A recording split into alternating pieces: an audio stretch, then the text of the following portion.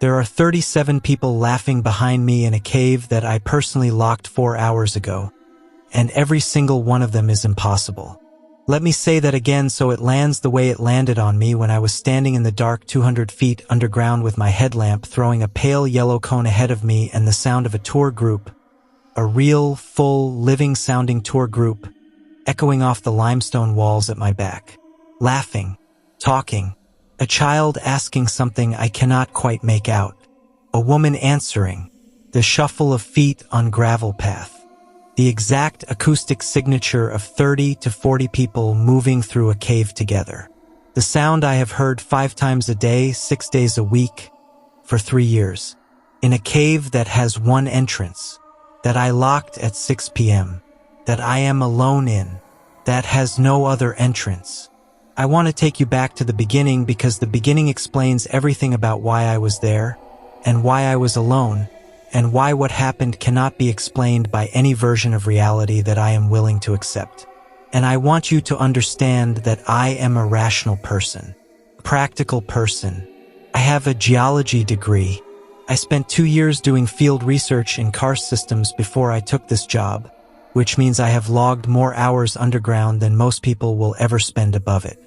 I am not a person who frightens easily in caves. Caves are my professional environment. They are the place I am most comfortable. I am telling you this so you understand the weight of what I am about to say. When I tell you that I ran, that I physically ran through 200 feet of cave passage toward the entrance and stood at the locked gate with my back pressed against the iron and my hands shaking and my breath coming in the short, ragged pulls of a person whose nervous system has completely overridden their rational mind. I need you to know that this is not something I do. It is not something I have ever done before in 3 years of working underground. I have been in cave systems in complete equipment failure. I have been underground during a flash flood. I have been 300 feet down a vertical pitch in deteriorating weather. I have never run. That night I ran. Here is the beginning. I am the lead guide at Harrow Caverns in central Tennessee. It is a commercial show cave, a developed tourist cave with paved paths, electric lighting, safety railings, and a tour route that takes visitors through approximately 1.5 miles of interconnected chambers over the course of 90 minutes. The cave has been open to the public since 1962. Before that, it was privately owned and intermittently explored by cavers going back to the 1880s. Before that, it was known to the Cherokee people of the region, who did not go into it and whose oral tradition, as far as I have been able to learn from the historical record, described it as a place that was already occupied. I learn about this last part later, much later, after the night I am describing to you. I want to place that detail here so you have it because context matters, and because the occupied part is what everything eventually turns toward. My standard week is Tuesday through Sunday, tours from 10 a.m. to 5 p.m. Last tour begins at 4:15. On Sunday evenings after the last tour, I do a solo equipment inspection. This is a routine I established myself in my first year and have maintained ever since. A solo walk of the entire tour route to check lighting fixtures, path condition, handrail integrity, audio equipment in the 3 chambers where we play recorded geological narration, and the emergency supply caches at each of the 4 designated shelter points along the route. The inspection takes me approximately 90 minutes. I do it alone because it requires a specific kind of focused attention that is harder with another person, and because I have done it so many times that it is nearly meditative. I know every foot of the tour route. I know every drip and stalactite and shadow. I lock the entrance gate at 6 p.m. after the last staff member leaves. The gate is a reinforced iron security gate with a deadbolt and a padlock. I hold both keys. I do my inspection and I exit and I lock the gate behind me. This is the routine. It has been the routine every Sunday for 3 years. On the Sunday in question, a Sunday in October, 6 weeks ago as I tell you this, I lock the gate at 6:04 p.m. The last of my colleagues leaves the parking lot at 6:11. I can see the lot from the entrance gate and I watch the last car pull out because I always do, because there is something about being the last person at the gate that I like, the custodial weight of it, the responsibility. I watch the last car leave and I turn on my headlamp and I push through the gate and I lock it behind me and I begin my inspection. The first quarter of the tour route passes through what we call the entrance gallery.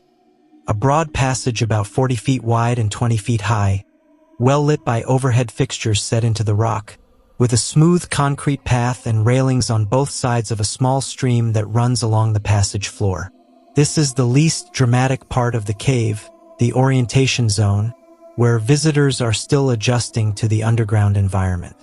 I check 3 lighting fixtures in this section, test the railing stability at the 2 points where it connects to anchor bolts in the rock, and note a small section of path where water has been pooling more than usual.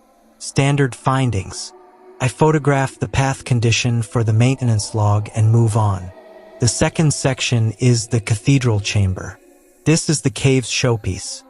A domed room approximately 80 feet in diameter and 60 feet from floor to ceiling, with formations covering every surface, stalactites and stalagmites and columns and flowstone curtains that have been growing for approximately 40,000 years.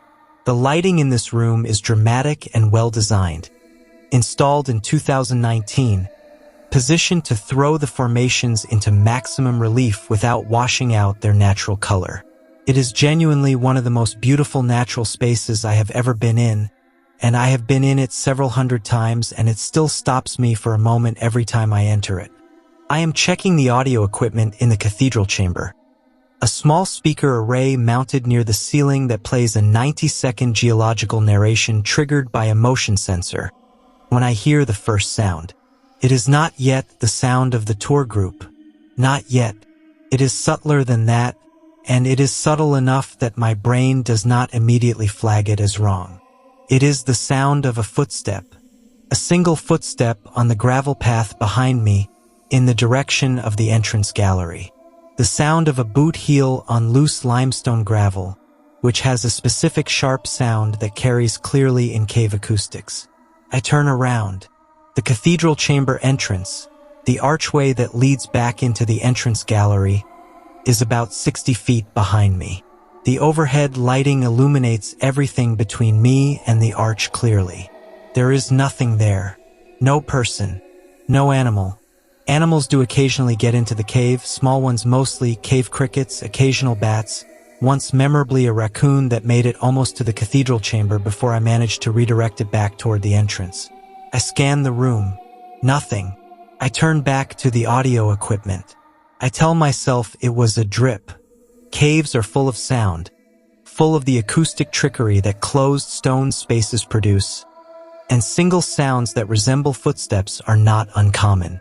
I tell myself this and I believe it, because I have no reason yet to believe otherwise. I finish the cathedral chamber inspection and I move deeper into the cave. The third section is the river passage, a lower, narrower corridor that follows the cave's active stream for about 400 feet before the path crosses over on a small footbridge and ascends into the upper cave. The river passage is my least favorite part of the cave, not because of anything specific but because of a quality it has that I have noticed since my first week of working here and have never found the right language for. A quality of attention. The cathedral chamber feels indifferent, grand and ancient and completely unaware of human presence. The river passage feels aware. I have said this to exactly one person, a caver friend who has been underground in systems on 6 continents, and she said she knew exactly what I meant and would not elaborate. I am at the midpoint of the river passage, crouching to examine a section of path where the stream has been undermining the edge of the concrete slightly, when I hear the second sound. Voices. Not one voice, multiple voices, from behind me in the direction of the cathedral chamber. Conversational voices, the low, even sound of people talking to each other, the way people talk in a space that has commanded some of their attention but not all of it. The ambient conversation of a tour group moving through an interesting space. I cannot make out words at this distance and with the stream noise. Just voices. Multiple voices. I stand up very slowly. I will tell you exactly what my mind does with this information in real time, because I think it is important and because I want you to understand the sequence. My first thought is that someone is in the cave who should not be. That someone has gotten in through the locked gate, which requires a key I am holding, or through some other access point that I am not aware of. This is the rational explanation, and my mind goes to it immediately, and I assess it for approximately 4 seconds before the problem with it becomes clear. The problem is this. Harrow Caverns has one public entrance. The gate I locked at 6:04 p.m. The cave's surveyed extent has been fully mapped, and there is no other connection to the surface that is navigable by a human being. There are small fissures in the upper cave that ventilate to the surface. You can sometimes feel air movement through them, but nothing a person could enter through. The cave is not connected to any other cave system with a separate entrance. One way in, one way out, and I am holding both keys to the one way in. What I am hearing is physically impossible. What I do, because I am a practical person with a geology degree and 3 years of cave management experience, is walk back toward the cathedral chamber to investigate. Because impossible sounds have explanations.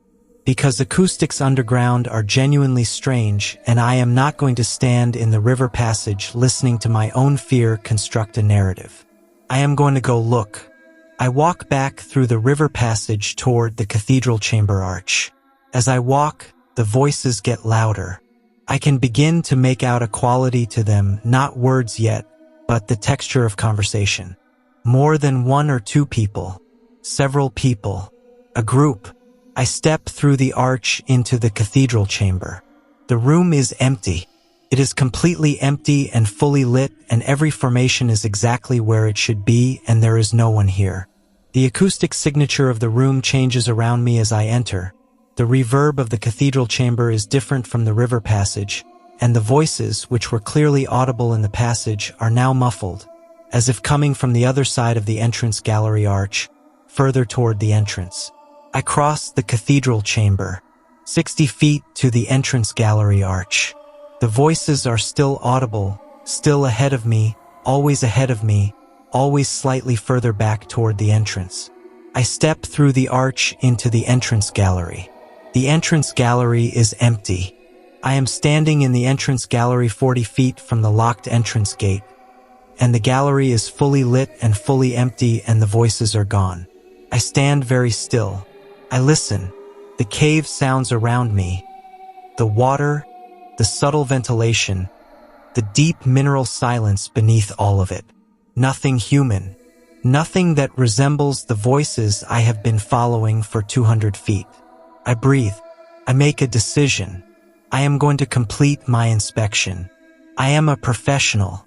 I am going to complete the inspection, and I am going to examine every section of the cave carefully, and I am going to find whatever is generating these sounds, because there is an explanation and I am going to find it. I turn around and walk back into the cave. I am in the cathedral chamber, beginning my second pass through it, when I hear it again. This time it is not ahead of me. It is behind me, between me and the entrance, and it is louder. Voices, multiple voices, and this time I can make out some of what I am hearing. Not words exactly, not sentences, but phonemes, the building blocks of speech, arranged in a pattern that is almost language. Almost. The way a recording sounds when the speed is slightly wrong. The shape of conversation without the content locking into meaning. And underneath the voices, something else.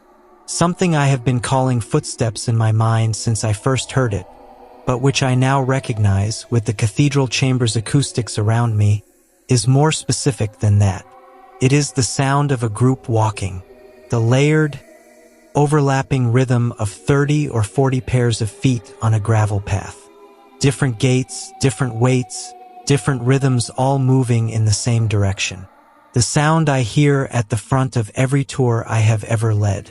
A tour group, following me, through a locked cave with no other entrance. I turn around. The entrance gallery arch is behind me. Through the arch, the gallery is lit and I can see 50 feet toward the gate. There is no one there. The sound is coming from that direction, but the direction is empty. And then the child laughs. I have thought about this moment more than any other moment of that night. More than the running. More than the locked gate pressed against my back. The child's laugh. It is a clear, bright, genuine laugh. The laugh of a child who has been surprised by something delightful. The kind of laugh that makes adults smile reflexively because it is so purely unself-conscious. Comes from the entrance gallery. From the empty, lit, impossible entrance gallery. A child, laughing. And then a woman's voice, warm and close, says something I hear clearly for the first time. She says, "Be careful on the path, sweetheart. Be careful on the path." I run. I am not proud of it, and I am not going to pretend it was a decision. It was not a decision. My body ran before my mind completed any thought. I turned and I went through the cathedral chamber at a pace I have never moved it underground, following the path by memory because my headlamp was not tracking with my vision, moving fast enough that my shoulder caught a railing and I did not slow down, and I came into the entrance gallery and I could hear it behind me now. Behind me in the cathedral chamber, the footsteps and the voices, and somewhere in it the child laughing again, as though my running was funny, as though my panic was something to be delighted by. I hit the gate, both hands on the iron bars. Key in the padlock, first try. I do not know how. My hands were shaking badly enough that I should not have been able to manage it first try, but the key went in and the padlock came off and I threw the gate open and I was outside in the cool October night and I locked the gate behind me and I stood with my back against it and my hands gripping the bars and I looked at the dark mouth of the entrance gallery from the outside. Silence. The cave was silent. The way caves are silent when they are empty. I stood at that gate for 22 minutes. I know because I was watching my watch. I did not move from the gate for 22 minutes, and in those 22 minutes the cave was silent, and nothing moved in the gallery, and nothing came to the gate, and the child did not laugh again. I drove home. I sat in my kitchen. I did not sleep. On Monday morning I called my supervisor and told him I needed to discuss a security concern at the cave. I met him there at 9 a.m. I walked him through everything. Not what I heard. I was not ready to say that out loud to another person yet. I told him I wanted to review the cave survey for any unmapped access points, any fissures or passages that might allow entry that we were not aware of. He looked at me in a way that told me this was not the first time someone had raised a concern about the cave that was hard to articulate, and he pulled the survey documentation without asking me to explain further. We spent 3 hours going through the survey. The cave's mapping is thorough, conducted by a professional speleological survey team in 2008 and updated in 2015. There are no unmapped navigable passages. The fissures in the upper cave that ventilate to the surface are confirmed to be too small for a person. There is one entrance. While we were reviewing the documentation, my supervisor showed me something he had not previously mentioned. In the administrative files for the cave, there was a folder of historical incident reports, going back to the cave's opening as a tourist attraction in 1962. He showed it to me not because he thought it was directly relevant, he said, but because he thought I should see it. There are 11 incident reports filed between 1962 and 2024 that describe sounds in the cave during off hours. Sounds of people, voices, footsteps, reported by staff doing solo inspections or maintenance work after public hours. The report spans 6 decades. They are filed by different people, none of whom knew each other, some of whom worked here decades apart. The descriptions are remarkably consistent. Voices multiple, footsteps like a group walking, occasional individual sounds, a laugh, a word or phrase that was almost but not quite intelligible. The earliest report, from 1964, is from the cave's first head guide, a man named Thomas Greer. I do not know what you are. I do not know if you have been here longer than the tours or if you came with them. I am going to keep working here. If you need to walk the path, walk the path. I do not know why I say this last thing. It seems like the right thing to say. I complete the inspection I did not finish on Sunday. Every fixture, every railing, every emergency cache. The cave is quiet the entire time. No voices. No footsteps. No child. At the river passage, at the section of path where the stream has been undermining the concrete edge, I crouched to take the photograph I did not take on Sunday. And I noticed something I did not notice on Sunday because I was not looking for it and because the undermining at the edge of the path had my attention. In the loose gravel just off the path, next to the water, there are impressions. Small, irregular, not crisp enough to call tracks, but organized enough that they are not random. The impressions of feet, I think. Many feet, different sizes, crossing from the path to the water's edge and back. The size range is what makes me stay crouched looking at them for a long time. Most are adult-sized, but at the near edge of the cluster, overlapping the others, there are smaller ones. Child-sized. I stand up. I take the photograph I came to take. I finish the inspection. I walk back through the cave and out the entrance and I lock the gate. It is October in central Tennessee and the light is going and the trees around the cave entrance are orange and gold and completely ordinary. I stand at the gate and I look at the cave mouth and I think about the Cherokee oral tradition I found later, the part about the cave being already occupied. I think about Thomas Greer writing Ghost Tour in 1964 with handwriting that pressed harder at the end. I think about the woman's voice saying be careful on the path, sweetheart, in the acoustics of the entrance gallery that has been funneling those words since 1962. I think about what it means for something to walk a path so many times that the path becomes theirs. What happens to all those tours, 60 years of tours, hundreds of thousands of visitors, the accumulated experience of every person who has ever followed a guide through those chambers. Where does all of that go? If stone can hold 40,000 years of mineral memory in the structure of a stalactite, what does it hold of us? What does a cave hold of the human beings who have moved through it in the dark for 60 years? Maybe the ghost tour is not a haunting in the way I understood that word before October. Maybe it is a recording that does not know it is a recording. Maybe it is something that loved the cave the way I love the cave and does not understand that it is supposed to have left. Maybe be careful on the path is exactly what it sounds like. A mother telling her child something true. I am back at work this week. I give the tours. I stand at the front of the cathedral chamber and I explain the formations and I answer questions about geology and I watch visitors tilt their faces up at the 60-foot ceiling with that expression. The one that means they are briefly outside their ordinary sense of scale, briefly aware of time in a way that their daily life does not ask of them. I love this part of the job. I have always loved this part. On Sunday evening, I will lock the gate at 6 p.m. I will watch the last car leave the parking lot. I will turn on my headlamp. I will push through the gate and lock it behind me and begin my inspection. And somewhere in the cathedral chamber or the river passage or the entrance gallery, something will begin to walk the path. I will not run this time. I will just keep moving forward through the cave, the way guides do, the way everyone who has ever loved this place keeps moving through it, even after they are gone.